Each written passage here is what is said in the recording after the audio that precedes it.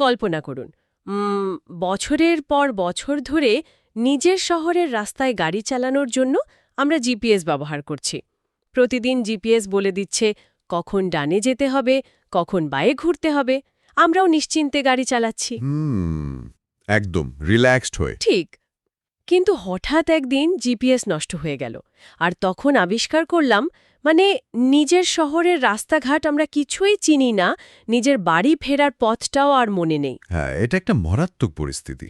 তো এখন যদি বলি আমরা প্রতিদিন আমাদের মস্তিষ্কের সাথে ঠিক এই একই কাজ করছি, তবে জিপিএস দিয়ে নয়, আর্টিফিশিয়াল ইন্টেলিজেন্স বা এআই দিয়ে। বাপরে, এটা তো বেশ গভীর একটা কথা বললেন শুরুতেই। আজকের এই গভীর বিশ্লেষণে আমরা ঠিক এই ভয়ঙ্কর কিন্তু দারুণ আকর্ষণীয় বিষয়টা নিয়েই আলোচনা করব। আমাদের লক্ষ্য হল 2026 সালের ডিজিটাল যুগে টিকে থাকার জন্য সবচেয়ে মূল্যবান দক্ষতাগুলো কি সেটা খুঁজে বের করা। রাইট। আর তার চেয়েও বড় কথা, প্রতিনিয়ত যেসব ডিজিটাল টুলস আমরা ব্যবহার করছি সেগুলো আমাদের গভীরভাবে চিন্তা করার ক্ষমতাকে কিভাবে চিরতরে বদলে দিচ্ছে তার পেছনের বিজ্ঞানটা বোঝা। আপনার ওই জিপিএসের উপমাটা কিন্তু আজকের আলোচনার জন্য একদম নিখুঁত একটা সূচনা। আমরা যখন শেখার কথা বলি তখন সাধারণত কি শিখছি সেটার ওপরই আমাদের পুরো মনোযোগ থাকে। ঠিক তাই। কিন্তু কিভাবে শিখছি এবং সেই শেখার প্রক্রিয়াটা আমাদের মস্তিষ্কের নিউরাল নেটওয়ার্ককে কিভাবে প্রভাবিত করছে সেটা নিয়ে আমরা খুব একটা মাথা ঘামাই না। আমাদের আজকের আলোচনার ভিত্তি আসলে দুটি অত্যন্ত গুরুত্বপূর্ণ জায়গা থেকে নেওয়া। আচ্ছা, সোর্সগুলো একটু ক্লিয়ার করে নিই আমরা। হ্যাঁ, একদিকে আছে কোর্সেরার একটি বিশদ রিপোর্ট যা প্রকাশ পেয়েছে 2025 সালের শেষের দিকে। এটার শিরোনাম হল 18টি উচ্চ আয়ের দক্ষতা যা 2026 সালে শেখা উচিত। কোর্সেরার রিপোর্ট। আর দ্বিতীয়টা? আর অন্যদিকে আছে অ্যানালস অফ ম্যাথমেটিক্স অ্যান্ড ফিজিক্সে সদ্য প্রকাশিত টোরাং সেরাগারের একটি দারুণ গবেষণাপত্র। ও আচ্ছা, এই দুটো উৎস একসাথে মেলালে পুরো চিত্রটা কিন্তু খুব পরিষ্কার হয়ে ওঠে। কারণ একদিকে কোর্সেরা আমাদের দেখাচ্ছে আগামী দিনে কেরিয়ারের মাঠে কোন স্কিলগুলো সবচেয়ে বেশি টাকা এনে দেবে। একদম। আর অন্যদিকে সিরেগারের পরিসংখ্যানগত গবেষণা আমাদের দেখাচ্ছে ওই স্কিলগুলো মস্তিষ্কে পাকাপোক্তভাবে গেঁথে নেওয়ার জন্য আমাদের ডিজিটাল শিক্ষার পদ্ধতিটা ঠিক কেমন হওয়া উচিত। হ্যাঁ, তো কোর্সেরার রিপোর্ট দিয়ে শুরু করা যাক। তারা 2026 সালের জন্য 18টি উচ্চ আয়ের দক্ষতার একটি তালিকা দিয়েছে। এই তালিকাকে মূলত দুটি ভাগে ভাগ করা যায়। একটা হলো টেকনিক্যাল বা কারিগরি দক্ষতা, আর অন্যটা ওয়ার্কপ্লেস বা কর্মক্ষেত্রের দক্ষতা। টেকনিক্যাল স্কিলের মধ্যে তো নিশ্চয়ই জেনারেটিভ এআই, ডেটা অ্যানালাইসিস, তারপর সাইবার সিকিউরিটি, ইউএক্স ডিজাইনের মতো বিষয়গুলো থাকছে, তাই না? ঠিক ধরেছেন। এবং এই দক্ষতাগুলোর আর্থিক মূল্য কিন্তু কল্পনাতীত। কোর্সেরার ডেটা ঘাঁটলে দেখা যায় মার্কিন যুক্তরাষ্ট্রে একজন ডেটা সায়েন্টিস্টের গড় বার্ষিক আয় প্রায় $1,65,000 কাছাকাছি।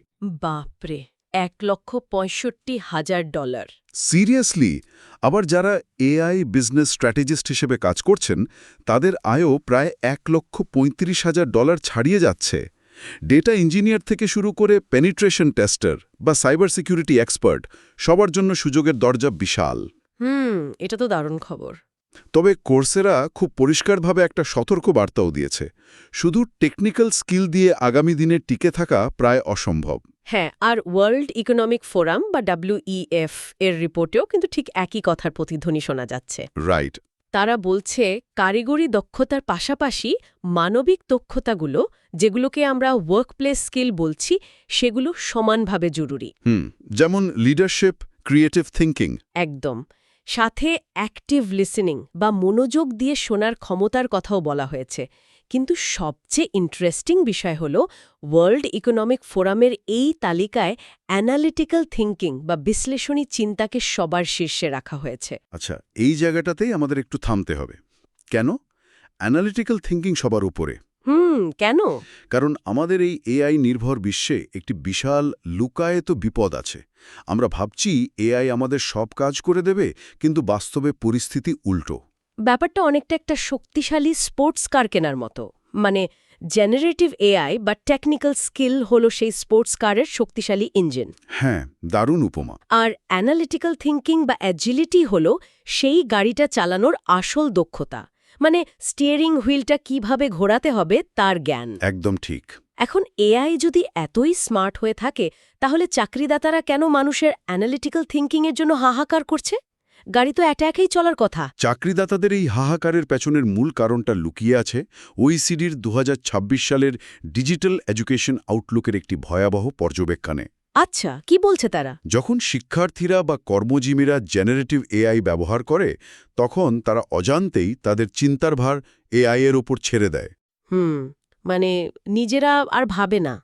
ঠিক, স্ক্রিনের দিকে তাকিয়ে দেখুন, কাজের ফলাফল হয়তো খুব চমৎকার হয়, আউটপুট দেখে মনে হয় কাজটা দারুণ হয়েছে, কিন্তু মানুষের নিজস্ব মেটাকগনিটিভ এনগেজমেন্ট বা চিন্তন প্রক্রিয়া মারাত্মকভাবে নিচে নেমে যায়। মানে কাজটা যে করছে সে আসলে গভীরভাবে চিন্তা না করে কাজটা পার করে দিচ্ছে। একদম। ধরুন রাত 2টোর সময় একটা অ্যাসাইনমেন্ট জমা দিতে হবে। একজন শিক্ষার্থী চ্যাট জিপিটিতে একটা প্রম্পট লিখল আর নিমিষেই দারুণ একটা রচনা তৈরি হয়ে গেল। হ্যাঁ, আর সে সেটা জমা দিয়ে ভালো নম্বরও পেয়ে গেল। রাইট, কিন্তু ওই রচনাটা নিজের মাথায় সাজাতে গেলে তার মস্তিষ্কের যে ব্যায়ামটা হতো, শব্দচয়নের যে সংগ্রামটা তাকে করতে হতো, সেটা পুরোপুরি বাদ পড়ে গেল। আর এই পুরো পরিস্থিতিটাকে গবেষকরা একটা দারুণ নাম দিয়েছেন। কি নাম? মিথ্যে পারদর্শিতার মরীচিকা বা মেরাজ অফ ফলস মাস্টারি। ও, মিথ্যে পারদর্শিতার মরীচিকা, নামটা তো বেশ ক্যাচি। ওই শিক্ষার্থীর মনে হচ্ছে সেই বিষয়টা দারুণ পারদর্শী হয়ে উঠেছে কারণ তার আউটপুটটা খুব সুন্দর। কিন্তু যেই মুহূর্তে তার কাছ থেকে এআই সরিয়ে নেওয়া হবে সে আর একাও এই কাজটা করতে পারবে না, কারণ কাজটা করার সময় মস্তিষ্কের যে গভীরে গিয়ে বিশ্লেষণটা করার কথা ছিল সেটা তার হয়ে এআই করে দিয়েছে। তার মানে আমরা এক ধরনের ধার করা বুদ্ধি নিয়ে চলছি, বাইরে থেকে দেখতে খুব চকচকে, কিন্তু ভেতরে একদম ফাঁপা। ঠিক ভেতরে একদম ফাঁপা। আর এই ফাঁপা হওয়ার বিষয়টা কোনো অনুমান নয়। আমাদের সোর্সে অ্যারাম এবং রোকসারের একটি দীর্ঘমেয়াদী গবেষণার কথা উল্লেখ আছে। আচ্ছা। সেই গবেষণায় দেখা গেছে বিশ্ববিদ্যালয়ের প্রথম 2 বছরে প্রায় ৪৫% শিক্ষার্থীর বিশ্লেষণী ক্ষমতায় কোনো উল্লেখযোগ্য উন্নতিই হয় না। ৪৫%? বাপরে! একটু ভেবে দেখুন সংখ্যাটা, প্রায় অর্ধেক শিক্ষার্থী। তারা হয়তো নিয়মিত ক্লাস করছে, ক্রেডিট আওয়ার পূর্ণ করছে, পরীক্ষায় পাশ করে সার্টিফিকেটও নিয়ে নিচ্ছে, কিন্তু তাদের স্বাধীনভাবে চিন্তা করার জায়গাটা, যে কোনো তথ্যকে যাচাই বাছাই করার ক্ষমতাটা প্রথম দিন যেখানে ছিল 2 বছর পরও ঠিক সেখানেই আটকে আছে। এটা তো রীতিমতো ভয়ঙ্কর একটা তথ্য। মানে একদিকে তথ্যের পাহাড়, প্রতিদিন নতুন নতুন এআই টুলস আসছে, আর অন্যদিকে আমাদের নিজস্ব চিন্তাশক্তির এত বিশাল ঘাটতি। হ্যাঁ, এটাই রিয়ালিটি। এখন আমার মাথায় একটা প্রশ্ন আসছে। আমরা একটু আগে জিপিএস-এর উপমাটা দিলাম। তাহলে কি প্রযুক্তিই আমাদের অলস করে দিচ্ছে? মানে প্রযুক্তি কি মানুষের চিন্তা করার ক্ষমতা পদ্ধতিগতভাবে কেড়ে নিচ্ছে? এই প্রশ্নটা ওঠা খুবই স্বাভাবিক। বাইরে থেকে দেখলে মনে হয় প্রযুক্তি বুঝি সব নষ্টের মূল। তাই তো মনে হচ্ছে। কিন্তু গবেষণার ফলাফলও বলছে সম্পূর্ণ ভিন্ন কথা। সমস্যাটা প্রযুক্তির নয়, সমস্যাটা হলো পেডাগজিক্যাল ডিজাইন বা আমাদের শেখার পদ্ধতির। আচ্ছা, পেডাগজিক্যাল ডিজাইন। প্রযুক্তি কেবল একটি মাধ্যম বা টুল। আমরা সেই মাধ্যমটাকে কিভাবে ব্যবহার করার জন্য ডিজাইন করছি সেটাই হলো আসল কথা। একটা হাতুড়ি দিয়ে যেমন বাড়ি বানানো যায় তেমনি কারো মাথাও ফাটানো যায়। একদম। শুধু লেটেস্ট প্রযুক্তি থাকলেই যে শিক্ষা ভালো হবে এমন কোনো নিশ্চয়তা নেই। তাহলে আমরা কিভাবে ডিজিটাল টুলসগুলোকে সঠিকভাবে ব্যবহার করে আমাদের শেখার পদ্ধতি এবং শিক্ষা ব্যবস্থাকে শোধরাতে পারি? কিভাবে নিশ্চিত করতে পারি যে এআই ব্যবহার করার পরও আমাদের মস্তিষ্ক অলস হয়ে পড়বে না? এই জটিল ধাঁধার উত্তর খুঁজতে গিয়েই টোরাং সিরেগারের গবেষণাটি আমাদের চোখ খুলে দেয়। তিনি ৪৪৯ জন বিশ্ববিদ্যালয় শিক্ষার্থীর উপর একটি মাল্টিভেরিয়েট রিগ্রেশন অ্যানালিসিস করেছেন। আচ্ছা। তার মূল লক্ষ্য ছিল এটা বের করা যে ডিজিটাল পরিবেশে শেখার ঠিক কোন পদ্ধতিগুলো একজন শিক্ষার্থীর ক্রিটিক্যাল থিঙ্কিং বা সমালোচনামূলক চিন্তাকে সত্যিকার অর্থে শানিত করতে সাহায্য করে। আমি এই গবেষণাপত্রটা খুব মনোযোগ দিয়ে দেখছিলাম। সিরেগার ডিজিটাল পেডাগজি বা শিক্ষাদান পদ্ধতিকে মূলত 4টি নির্দিষ্ট ভাগে বা ডাইমেনশনে ভাগ করেছেন। হ্যাঁ, 4টা ভাগ। প্রথমটি হলো ইন্টারঅ্যাক্টিভ এনগেজমেন্ট, যেমন ধরুন মাল্টিমিডিয়া, ভিডিও দেখা বা স্ক্রিনে ক্লিক করে করে শেখা। দ্বিতীয়টি হলো কোল্যাবোরেটিভ লার্নিং, মানে যেখানে সবাই একসাথে মিলে গ্রুপ প্রজেক্ট করে বা কাজ করে। গ্রুপ ওয়ার্কগুলো আর কি। রাইট। তৃতীয় পদ্ধতিটা হলো অ্যাসিনক্রোনাস কমিউনিকেশন, অর্থাৎ যেখানে তাৎক্ষণিক উত্তরের কোনো তাড়া নেই, যেমন অনলাইন ডিসকাশন ফোরামে লেখা বা রিফ্লেক্টিভ ব্লগ পোস্ট করা। ঠিক। আর চতুর্থটি হল পার্সোনালাইজড লার্নিং, যেখানে এআই বা অন্য কোনো স্মার্ট টুলের সাহায্যে একজন শিক্ষার্থী নিজের সুবিধামতো গতিতে শিখতে পারে। আর সিরেগার এই 4টা পদ্ধতির বিপরীতে মেপেছেন ক্রিটিক্যাল থিঙ্কিংকে। ক্রিটিক্যাল থিঙ্কিং মাপার জন্য তিনি 4টে সাবস্কিল বা উপদক্ষতার কথা বলেছেন। উপদক্ষতাগুলো কি কি? অ্যানালাইসিস বা বিশ্লেষণ করার ক্ষমতা, ইভ্যালুয়েশন বা মূল্যায়ন করার ক্ষমতা, ইনফারেন্স বা বিভিন্ন তথ্য থেকে সঠিক অনুমান করার ক্ষমতা এবং এক্সপ্লেনেশন বা নিজের যুক্তিকে পরিষ্কারভাবে ব্যাখ্যা করার ক্ষমতা। 4টা মূল স্তম্ভ বলতে পারি আমরা। ঠিক। এই শিক্ষাদান পদ্ধতিগুলোর সাথে ক্রিটিক্যাল থিঙ্কিংয়ের সম্পর্ক খুঁজতে গিয়ে তিনি যে গাণিতিক মডেলটি দাঁড় করিয়েছেন সেটি শিক্ষাবিজ্ঞানের জগতে রীতিমতো আলোড়ন ফেলার মতো। সত্যিই তাই। আমি দেখে রীতিমতো অবাক হয়েছি যে এই গাণিতিক মডেলটি শিক্ষার্থীদের ক্রিটিক্যাল থিঙ্কিংয়ের 72.1% বৈচিত্র্য বা ভ্যারিয়েন্স ব্যাখ্যা করতে সক্ষম হয়েছে। হ্যাঁ, বিশাল একটা নাম্বার। মানে স্ট্যাটিস্টিক্সের ভাষায় যাকে বলে R² মান 72.1%। সামাজিক বিজ্ঞানের যে কোনো গবেষণায় R² মান এতটা বেশি হওয়াটা সত্যিই অবিশ্বাস্য। যারা পরিসংখ্যানের এই খটমটে ভাষায় খুব একটা অভ্যস্ত নন তাদের জন্য বিষয়টা একটু সহজ করে বুঝিয়ে বলি। হ্যাঁ, প্লিজ। ধরুন, ক্রিটিক্যাল থিঙ্কিং হলো একটা বিশেষ রেসিপির খুব সুস্বাদু একটা খাবার। R² 72.1% হওয়ার মানে হলো এই খাবারটার স্বাদের 72%ই নির্ভর করছে আপনি কোন ধরনের ডিজিটাল টুল বা পদ্ধতি ব্যবহার করে রান্না করছেন তার ওপর। ও আচ্ছা। বাকি মাত্র 28% স্বাদ হয়তো নির্ভর করছে শিক্ষার্থীর পূর্বজ্ঞান, তার পারিবারিক পরিবেশ, আইকিউ বা অন্য কোনো ব্যক্তিগত কারণের উপর। বুঝতে পেরেছি। অর্থাৎ একজন শিক্ষার্থী গভীরভাবে চিন্তা করতে পারবে কি পারবে না তার প্রায় 3/4 নিয়ন্ত্রণ করছে ডিজিটাল লার্নিংয়ের ওই 4টি পদ্ধতি। দারুণ একটা উপমা দিয়েছেন। তার মানে বিষয়টা মেধার চেয়েও বেশি নির্ভর করছে শেখার পরিবেশের ওপর। একদম।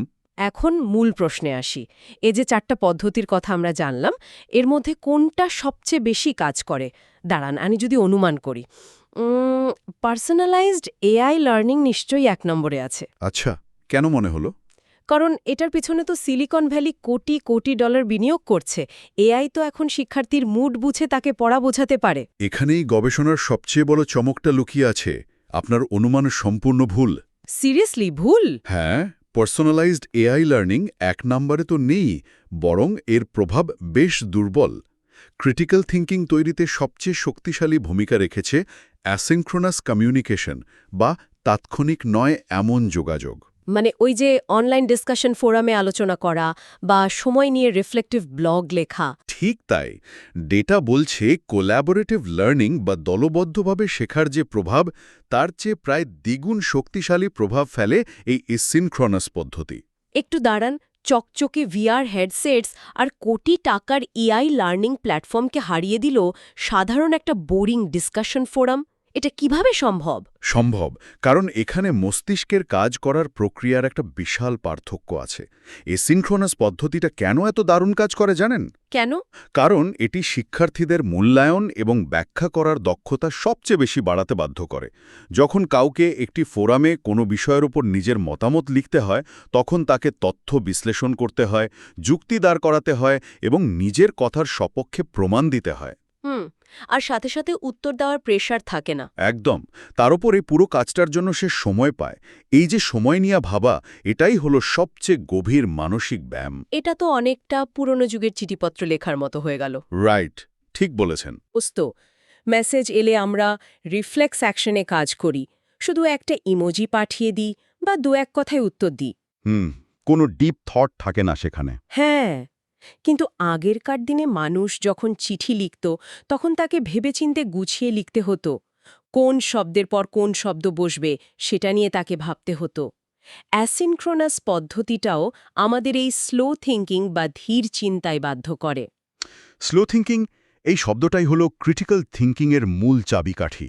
আমরা যখন রিয়েল টাইমে কথা বলি বা মেসেজ দিই তখন আমাদের মস্তিষ্ক খুব দ্রুত রিয়্যাক্ট করে, গভীরে যাওয়ার সময় পায় না। কিন্তু যখন আপনি জানেন যে আপনার লেখাটা কাল সবাই পড়বে এবং সমালোচনা করবে, তখন আপনি প্রতিটি যুক্তি দুবার করে যাচাই করেন। গবেষণায় দ্বিতীয় স্থানে রয়েছে কোলাবোরেটিভ লার্নিং বা দলবদ্ধভাবে শেখা। আচ্ছা, দ্বিতীয় স্থানে? অনলাইনে যখন শিক্ষার্থীরা মিলে কোনো প্রজেক্ট করে বা একে অপরের কাজের গঠনমূলক সমালোচনা করে তখন তাদের বিশ্লেষণ ক্ষমতা বাড়ে। আর পার্সোনালাইজড এআই লার্নিং কেন পিছিয়ে পড়ল? ওটা তো কাস্টমাইজড। কারণ পার্সোনালাইজড লার্নিং অনেক সময় ঘর্ষণ বা ফ্রিকশন দূর করে দেয়।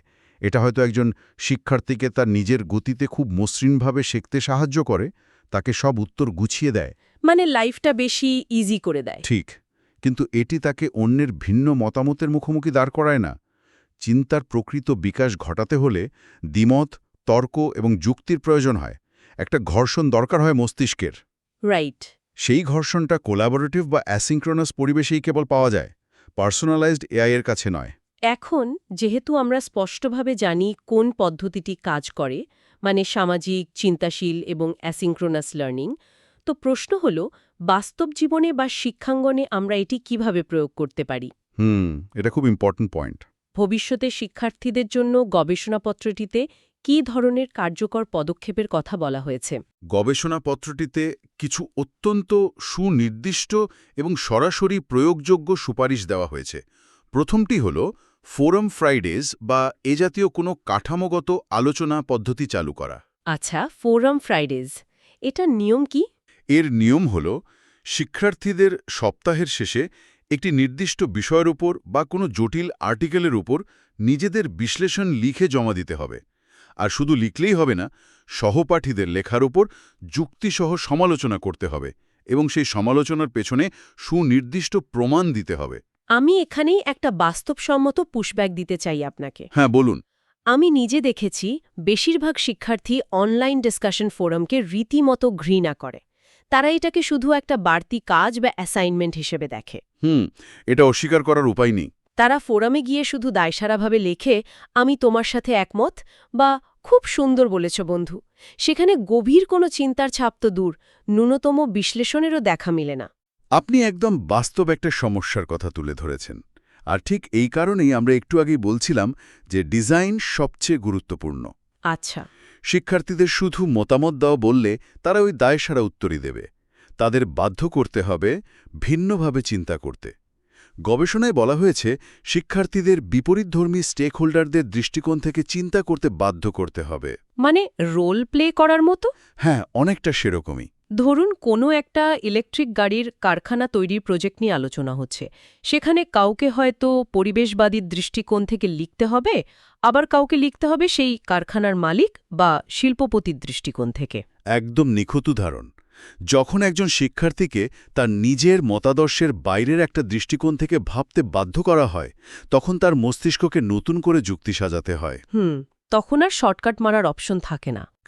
এবং এর সাথে যুক্ত করতে হবে নির্দিষ্ট রুব্রিক্স বা মূল্যায়নের মানদণ্ড। যেমন ফোরামে যুক্তির পেছনে কি ডেটা বা প্রমাণ দেওয়া হয়েছে, অন্যের যুক্তির ফাঁকটা ঠিক কোথায় লজিক্যালি ধরা হয়েছে, এগুলোর ওপর নম্বর দিতে হবে। তখন আর শুধু আমি একমত লিখে পার পাওয়ার কোনো উপায় থাকবে না। দারুণ একটা পদ্ধতি। দ্বিতীয় কোনো পদ্ধতির কথা কি বলা হয়েছে? দ্বিতীয়টি হল জিগসো মেথড। বিশেষ করে কনসালটেন্সি প্রজেক্ট বা বড় কোনো কেস স্টাডির সমাধানের ক্ষেত্রে এ পদ্ধতি জাদুর মতো কাজ করে। জিগসো মেথড, এটা কিভাবে কাজ করে? ধরুন একটা বিজনেস স্কুলের প্রজেক্ট দেওয়া হলো। জিগসো মেথডে যেটা করা হয়, একটি টিমের প্রত্যেকে আলাদা আলাদা তথ্যের টুকরো বা এক্সপার্টিজ নিয়ে কাজ করে। আচ্ছা। একজন হয়তো শুধু আর্থিক ডেটাগুলো বিশ্লেষণ করবে, আরেকজন শুধু পরিবেশগত প্রভাব দেখবে। তারা কেউ একা পুরো সমস্যার সমাধান করতে পারবে না। মানে তাদেরকে বাধ্য হয়েই একে অপরের উপর নির্ভরশীল হতে হবে? ঠিক তাই। একটা পাজল বা জিগসো মেলানোর মতো।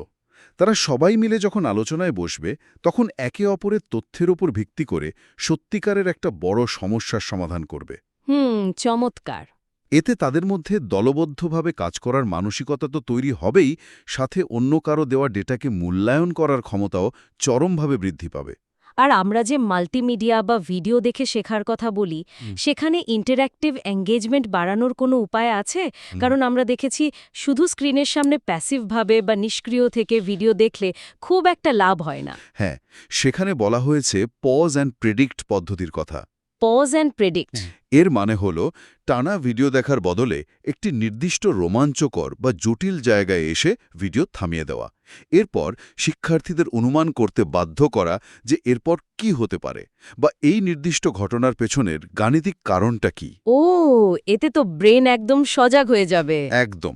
এটি তাদের মস্তিষ্ককে সজাগ রাখে এবং প্যাসিভ কনজিউমার থেকে অ্যাক্টিভ থিঙ্কারে। এই পুরো আলোচনাটা থেকে একটা খুব চমৎকার এবং পরিষ্কার চিত্র আমাদের সামনে ফুটে উঠছে। হুম। আমরা যদি কোর্সেরার সেই ২০২৬ সালের তালিকার দিকে আবার ফিরে তাকাই, সেখানে আমরা যে উচ্চ আয়ের দক্ষতাগুলোর কথা দেখলাম, যেমন generative AI, data analysis, cyber security, এগুলো শেখাটা খুবই জরুরি। হ্যাঁ, অবশ্যই জরুরি। কিন্তু এগুলো শিখতে হলে শুধু কিছু টুলস চালানো বা সফটওয়্যার মুখস্থ করা শিখলেই হবে না। ঠিক বলেছেন। কোর্সেরা রিপোর্ট অনুযায়ী ২০২৬ সালে এই দক্ষতাগুলোর চাহিদা আকাশ ছোঁয়া হবে, এটা সত্যি। কিন্তু যারা কেবল চ্যাট জিপিটি বা এআইতে সাধারণ কিছু প্রম্পট লিখতে পারে, তারা পেশাজীবনে বেশি দিন টিকতে পারবে না। কারণ ওই কাজটা এআই নিজেই আরও ভালোভাবে করতে পারবে। রাইট। বরং যারা এআইয়ের দেয়া বিশাল ডেটা বা তথ্যকে বিশ্লেষণ করতে পারবে, এআইয়ের ভুল ধরতে পারবে এবং সম্পূর্ণ নতুন ও অনিশ্চিত কোনো পরিস্থিতিতে সেই জ্ঞানকে কাজে লাগাতে পারবে, তারাই হবে ভবিষ্যতের কর্মক্ষেত্রের প্রকৃত বিজয়ী। আর এই অ্যানালিটিক্যাল থিঙ্কিং ক্ষমতাটি অর্জন করার জন্যই আমাদের ডিজিটাল শিক্ষার পদ্ধতিতে আমূল পরিবর্তন আনতে হবে। শর্টকাট খুঁজলে চলবে না। একদমই না। সিরেগারের গবেষণার ডেটা আমাদের চোখে আঙুল দিয়ে দেখিয়ে দিচ্ছে যে যদি সত্যি ক্রিটিক্যাল থিঙ্কার হতে হয়, তবে চিন্তার সেই ধীর এবং কঠিন প্রক্রিয়ার ভেতর দিয়ে যেতেই হবে। এবং প্রাতিষ্ঠানিক পর্যায়ে আমাদের লার্নিং কার্ভটাকে এমনভাবে ডিজাইন করতে হবে যেখানে শিক্ষার্থীদের জন্য বুদ্ধিবৃত্তিক চ্যালেঞ্জ থাকবে, যেখানে সুস্থ দ্বিমত থাকবে এবং সবচেয়ে বড় কথা অ্যাসিনক্রনাস রিফ্লেকশন বা সময় নিয়ে ভেবে দেখার পর্যাপ্ত সুযোগ থাকবে। অসাধারণ একটা উপসংহার। আমরা দেখলাম কিভাবে কোর্সেরার একটা ক্যারিয়ার ভিত্তিক ডেটা রিপোর্ট এবং একদম নিরস মনে হওয়া একটি রিগ্রেশন অ্যানালিসিস গবেষণাপত্র এক সুতোয় গাঁথা পড়ে গেল। হ্যাঁ, দুটো আসলে একই মুদ্রার এপিটপিট। আমরা খুব পরিষ্কারভাবে বুঝতে পারলাম যে ডিজিটাল মাধ্যমে আমাদের শেখার পদ্ধতির সাথে আমাদের ভবিষ্যতের আয়ের এবং সফলতার এক নিবিড় ও সরাসরি সম্পর্ক রয়েছে। প্রযুক্তি আমাদের হাতে অপরিসীম ক্ষমতা তুলে দিয়েছে, এতে কোনো সন্দেহ নেই। কিন্তু সেই ক্ষমতাকে সঠিকভাবে পরিচালনা করার জন্য যে প্রজ্ঞা এবং বিচারবুদ্ধি প্রয়োজন, তা কোনো এআই আমাদের প্রম্পট বক্সে লিখে দেবে না। একদম ঠিক বলেছেন। সেটা আমাদের নিজেদের মস্তিষ্ককেই অর্জন করতে হবে। রাইট। এই গভীর আলোচনার একদম শেষে এসে শ্রোতাদের জন্য একটি ভাবনার উদ্রেককারী প্রশ্ন রেখে যেতে চাই। হ্যাঁ, অবশ্যই। গবেষণায় আমরা দেখলাম ডিজিটাল পরিবেশে ক্রিটিক্যাল থিঙ্কিং বা গভীর চিন্তা গড়ার সবচেয়ে সেরা উপায় হল অ্যাসিনক্রোনাস বা সময় নিয়ে ভেবেচিন্তে যোগাযোগ করা। তাহলে এবার একটু আমাদের দৈনন্দিন জীবনের দিকে তাকিয়ে দেখলে কেমন হয়?